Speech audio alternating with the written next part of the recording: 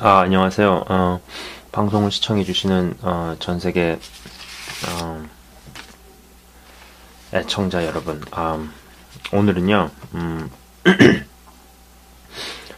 사역자들의 연합이 안 되는 이유, 두 번째 시간으로 한번 만들어 보았습니다. 그래서 부제는 그냥 실제 케이스들을 한번 제가 소개를 해 보려고 해요.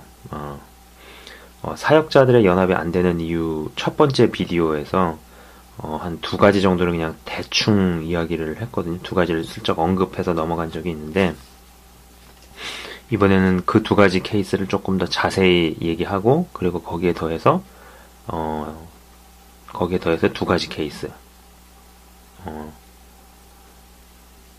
그 비디오에선 얘기하지 않은 그 얘기를 그러니까 합쳐가지고 네 가지죠. 그죠? 네 가지 케이스들을 이야기해 보도록 하겠습니다. 예, 사역자들이 연합이 안 되는 이유 첫 번째 실제 케이스입니다. 1번. 1번은요. 담임 목사가 이제 부교육자를 뽑아요. 근데 이제 담임 목사 부교육자를 뽑는데 이 교회가 재정이 그렇게 많지가 않아가지고 부교육자를 파타임으로 뽑았어요.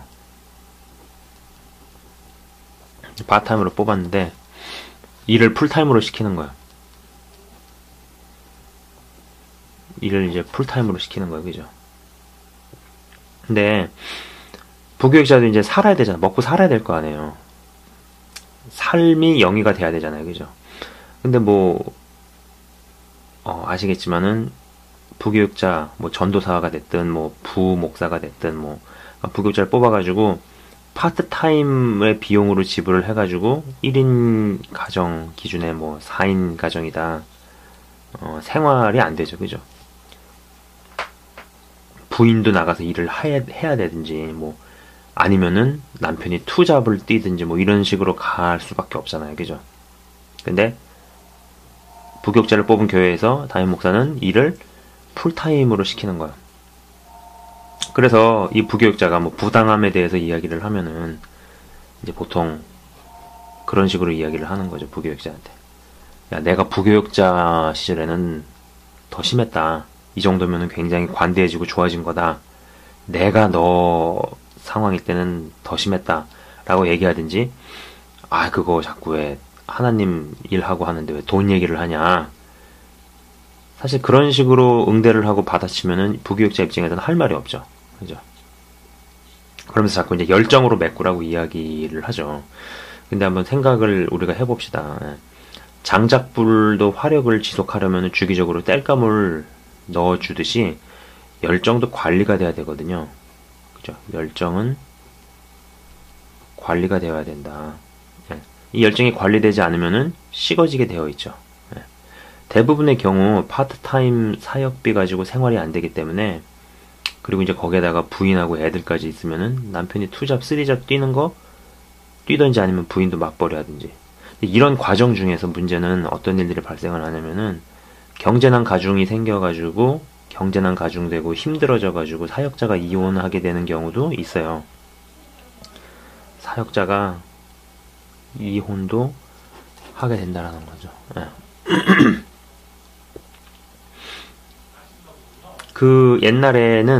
옛날에 제가 볼 때는 한 30년대생, 40년대생 이런 분들은 보통 우리가 이제 1세대로 얘기를 하잖아요. 그게 경제계든 문화계든 정치계든 아니면 이 신앙이나 종교 쪽이로든 이런 1세대는 굉장히 그 정신력이 강했거든요. 멘탈이 굉장히 강했어요.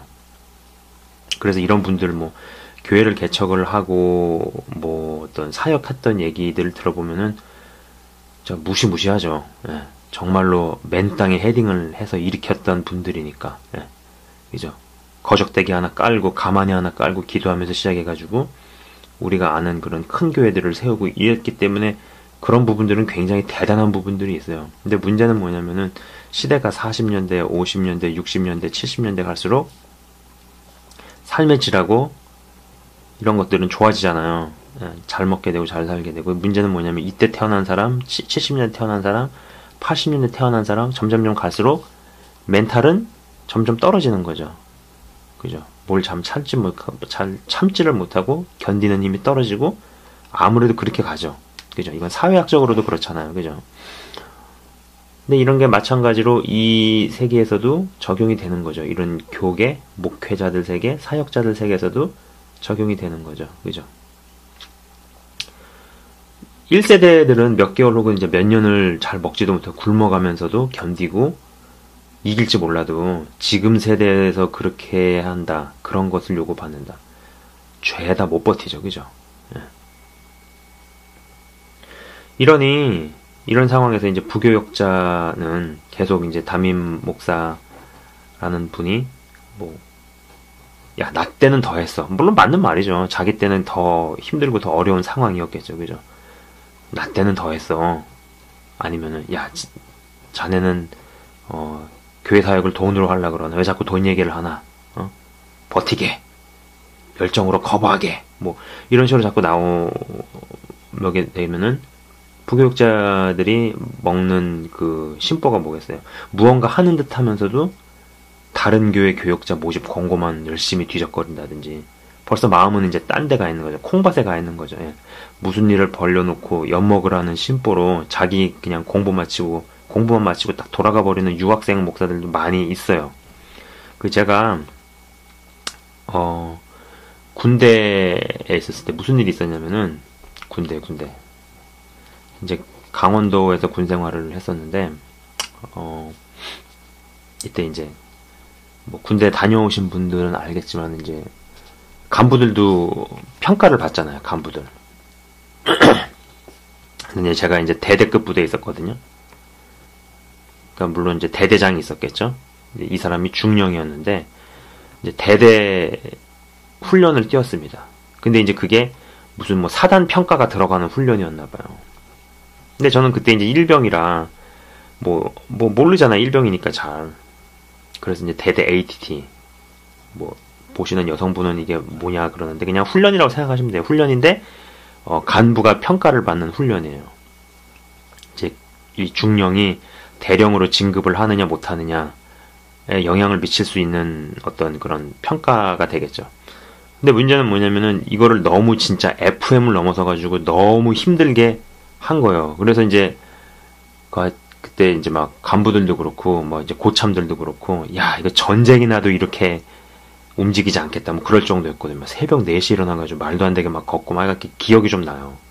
게다가 저는 이제 남자들은 다 아실 만한 분 아시겠지만은 이제 81mm 포병이었거든요. 고철덩어리 메고 꽤 많이 걷는 어떤 그런 보직이었죠.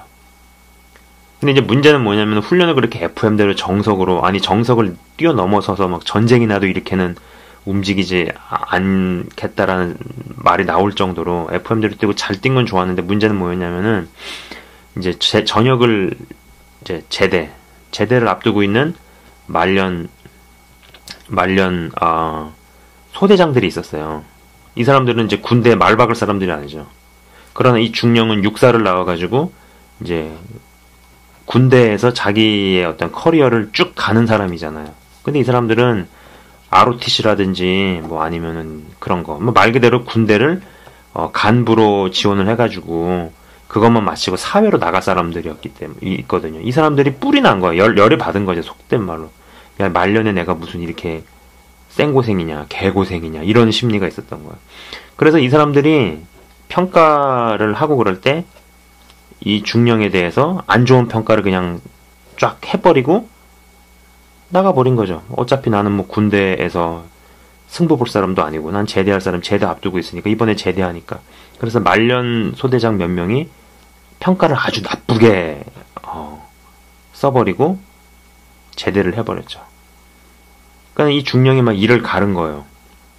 근데 이게 어느 정도 좀 이해가 되는 게 뭐냐면은 이 사람은 군대에서 쭉 있을 사람이고 군대에서 쭉 자기 인생을 걸은 사람이고 이 중령은 이 말년 소대장들은 군대는 그냥 거쳐가는 곳이었잖아요. 어차피 사회로 복귀하면은 내가 군대 갈 일도 없고 내가 이 사람을 만날 일도 없고 이렇게 생각을 한 거죠. 그러니까 막 긁어버리고 나가버린 거예요.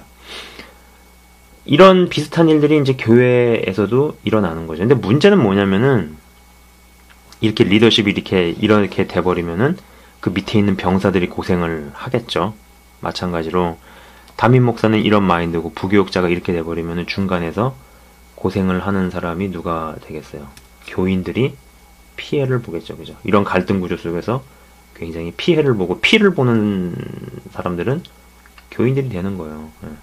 저는 이렇게 생각을 합니다. 파트타임으로 뽑았으면 그것에 걸맞게 잡을 주는 것이 그게 맞는 거라고 생각을 해요.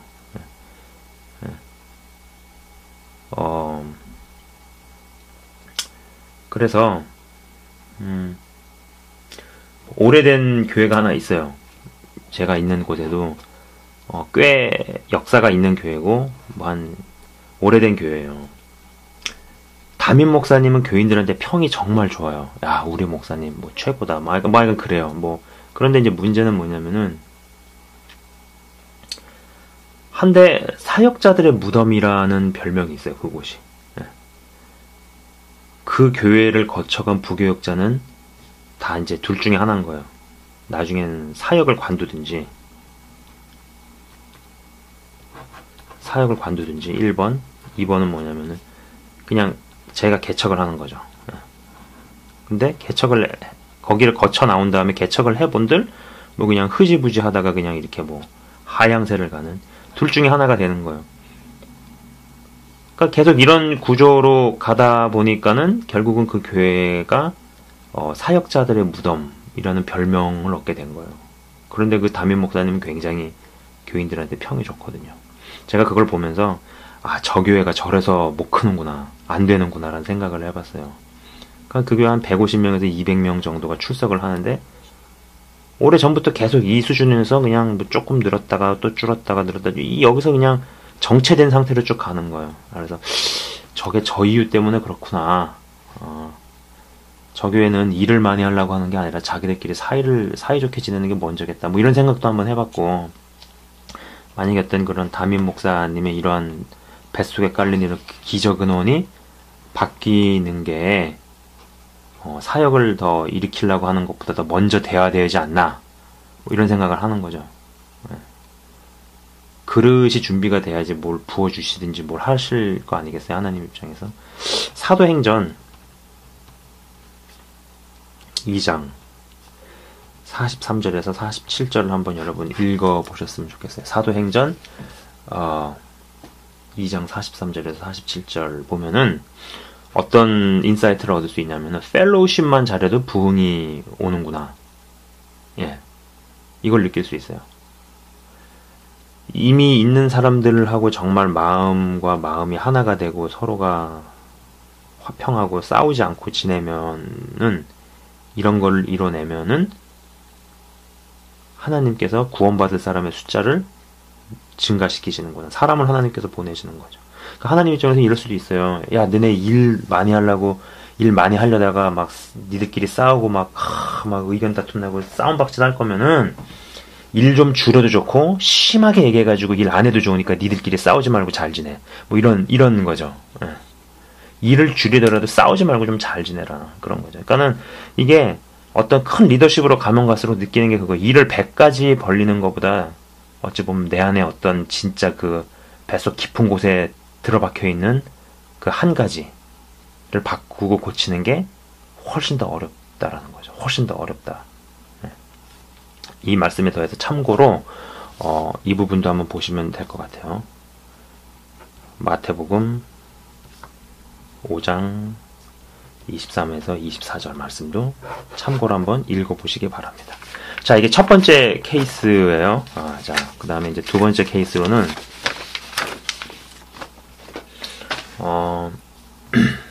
이것도 실제 케이스입니다. 이 부분 무시하시고 아무것도 아니고요. 낙서고요. 두 번째 케이스는 두 탑 리더가 있었어요. 예, 탑 리더. 근데 한 사람은 선교사예요. 또 한 사람은 목사입니다. 이 두 분이 이제 힘을 합쳐서 어떤 선교 집회를 기획을 하고 일으키자. 그래서 이제 뭐 그렇게 의기투합을 한 거예요. 이제 그래서 그러면 이제 아무래도 이 목사는 자기 교회가 있으니까, 큰 교회의 목사니까, 이 목사가 있는 교회가 주체가 돼서 선교 집회를 이끌어 오던 중에, 이제 오던 중에, 이제 어느 때, 이제 뭐 1년에 한 번씩 해서 이렇게 뭐 쭉쭉 진행을 해왔을 거 아니에요. 그래서 1회, 무슨 2회, 3회 대회, 4회 이게 쭉쭉 가고 있었어요. 가고 있다가,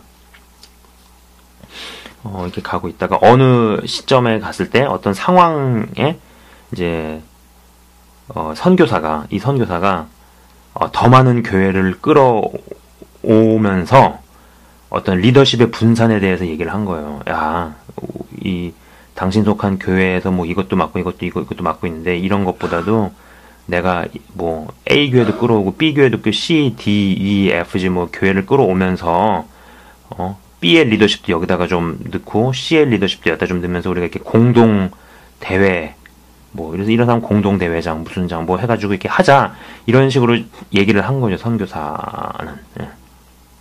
그러니까는 근데 이제 이 목사 입장에서는 또 이 처음에 이 목사가 속한 교회가 중심으로 이 집회 대회를 시작을 했잖아요. 그래서 이제 목사와 그 목사가 속한 교회의 장로들 입장은 그래도 우리 교회가 우선이 돼가지고 이 운동을 일으켰는데 중간에 이 사람들을 리더로 집어넣는 거는 좀 그렇다. 근데 이 선교사 입장은 그게 무슨 문제냐. 하나님 일 하는데 어느 교회가 꼭 중심이 되고 이럴 필요는 없지 않느냐. 다 같이 할 수 있는 거. 약간 이런 멘탈의 이제 사고방식의 차이가 있었던 거죠. 그죠? 예. 목사는 나의 교회가 이 집회의 중심이어야 한다고 생각하는 반면에 선교사는 하나님의 지상명령 수행에 꼭 반드시 내 교회가 중심일 필요는 없다고 이야기하면서 의견 충돌이 생긴 거죠. 그래서 결국은 이 대회가 지역이 갈려서 치러집니다. 예. 그 결과 두 분이 조금 이제 의견이 갈려가지고 대립이 된 거예요. 그 결과 한 3,000명에서 4,000명이 모이던 집회가 참여 인원이 1,000명대로 주저앉았어요. 실제 이야기예요. 예. 어떤 크리스찬 집회나 행사가 치러질 때 리더십의 분열에 대한 소식을 여러분이 만약에 듣는다면요. 이번 대회, 이번 이 행사는 참여 인원이 저조하겠구나. 이렇게 생각하시면 거의 맞아요. 이건 거의 맞아요. 예. 큰 리더로 쓰임을 받으면 받을수록 결정적인 순간에 몇 번만 죽는 자리를 내려가면은 허다한 수의 사람이 살아나게 되어 있습니다. 예. 대부분의 사람들은 리더가 되고 올라설 생각만 하지만은 영향력의 자리에 올라설 때는 하나님의 기준도 그만큼 까다로워진다라는 걸 생각을 해야 돼요.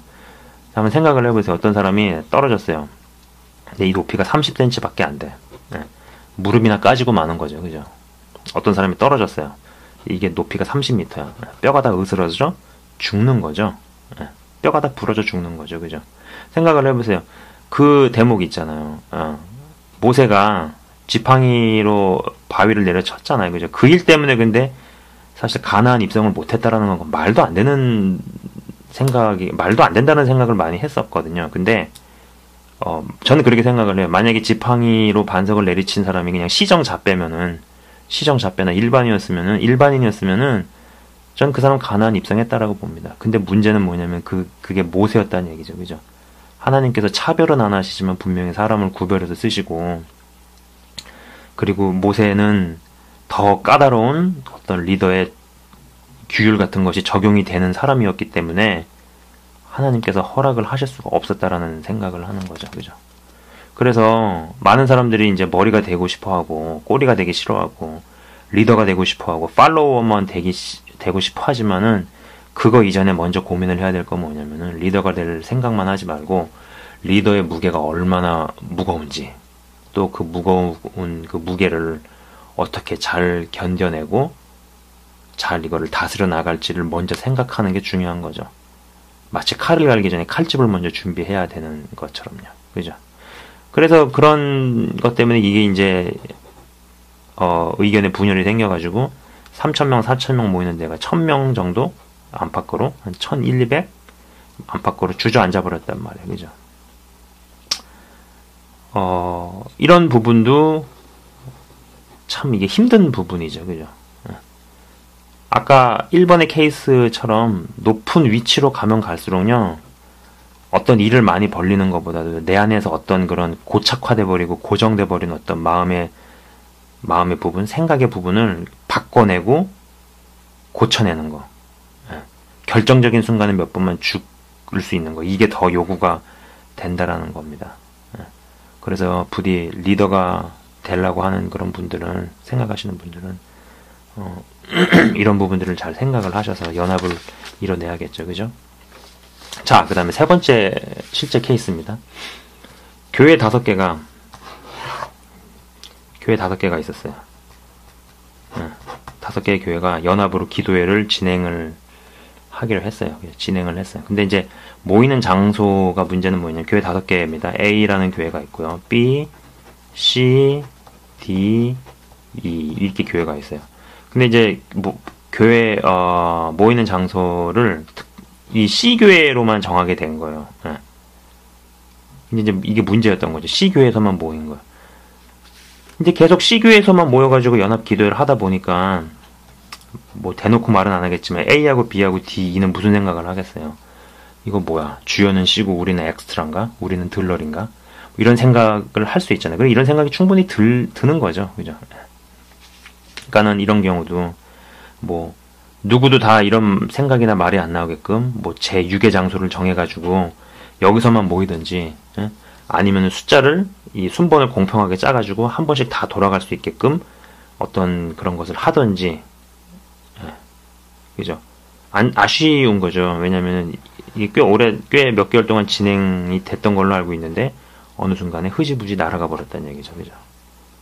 이게 만약에 정착을 잘 했으면은 어떤 교회들의 연합의 하나의 어떤 오랜 전통, 어떤 모델로 자리를 잡을 수도 있었을 일이었으니까요. 그죠?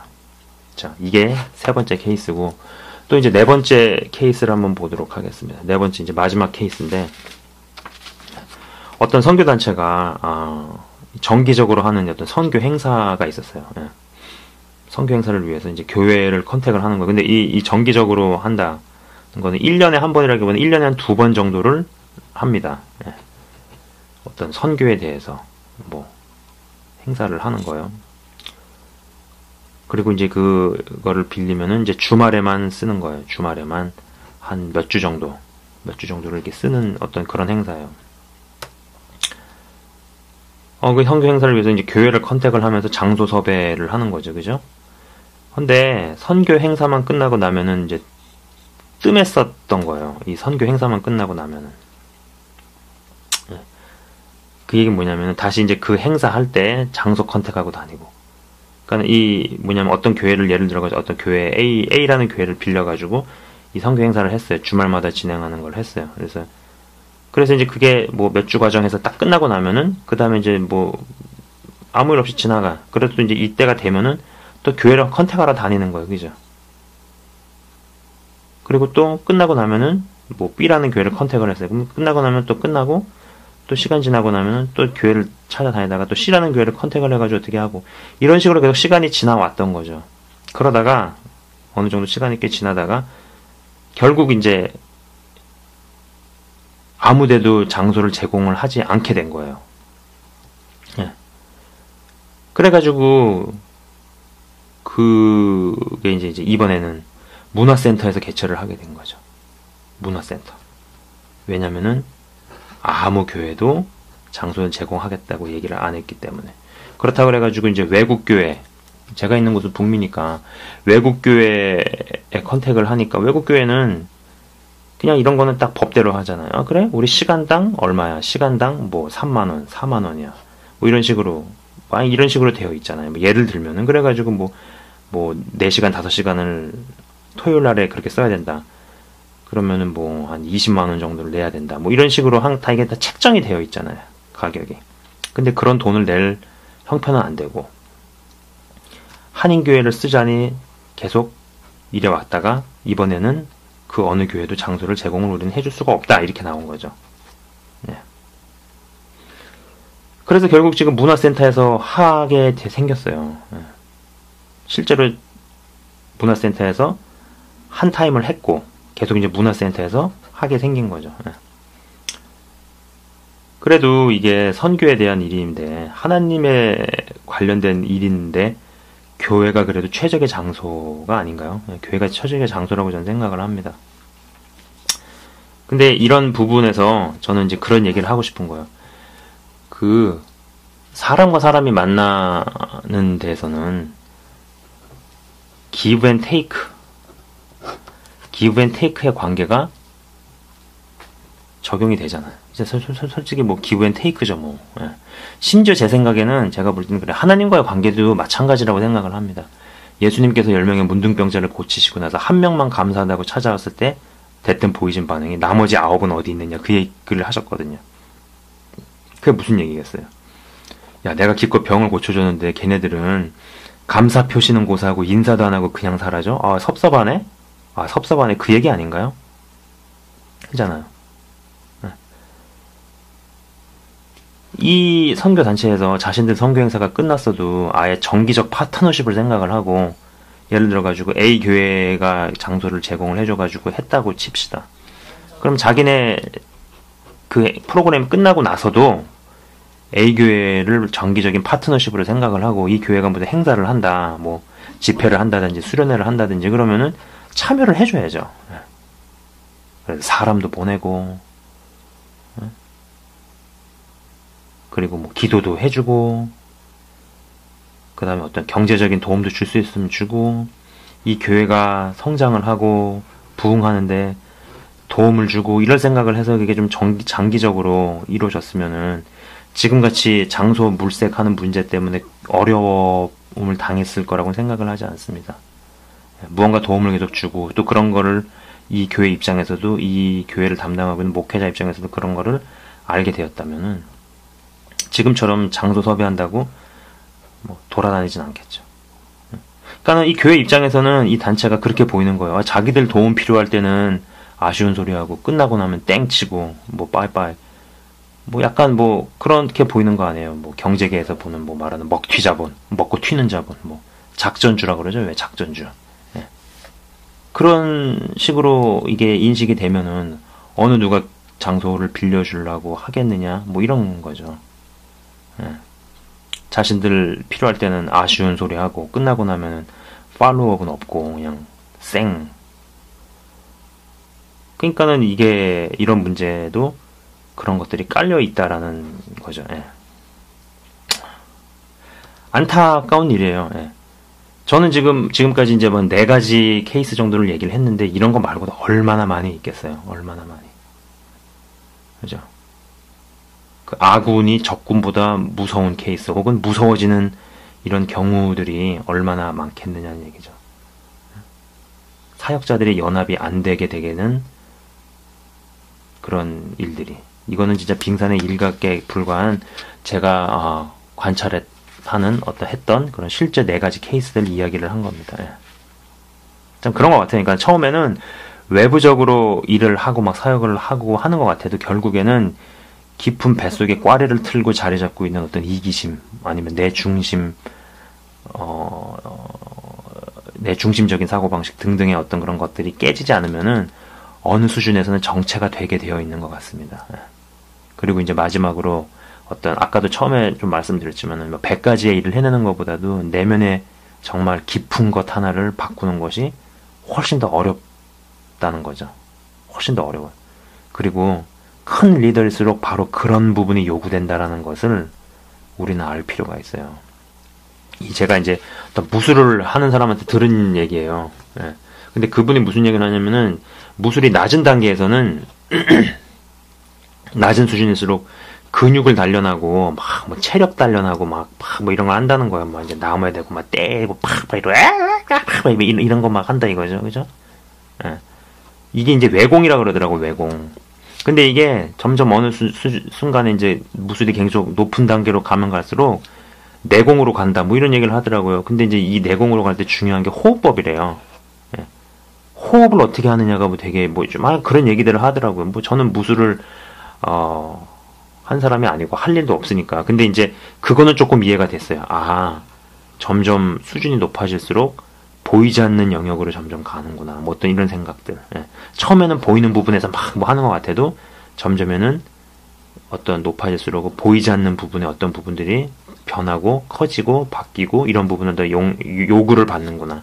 그죠? 지금 이런 부분들도 그렇잖아요. 이분들이 뭐 여기서 있었던 여기에 등장하는 사례들에 관련된 분들이 믿음이 없거나 예수를 안 믿거나 뭐 성경을 모르거나 이런 게 아닐 거 아니에요. 근데 결국은 뭐냐면은 자기 안에 어떤 부분이 안 깨지고 안 바뀌고 고집을 부리는 부분들이 있는 거 아니에요. 그죠? 그리고 하나님 중심보다는 하나님의 일을 하면서도 결국은 그거는 그 일의 중심은 내가 돼야 된다. 네, 이런 부분들. 고질적인 그런 부분들이 있는 거 아니에요. 그죠? 근데 그런 어떤 부분에서 변화들이 일어날 때, 아마 하나님께서 구원받는 사람들을 보내시겠죠. 숫자를 증가시키시고. 그러나 그 일이 있기 전에 어떠한 일들이 먼저 선행이 되었는지를 알 수 있는 구절이 사도행전 2장 43절에서 47절의 이야기라는 겁니다. 예. 예. 이상으로 사역자들의 연합이 안 되는 이유 두 번째 시간으로 실제 케이스들에 대한 이야기를 한번 해봤습니다. 예. 시청해주셔서 감사합니다.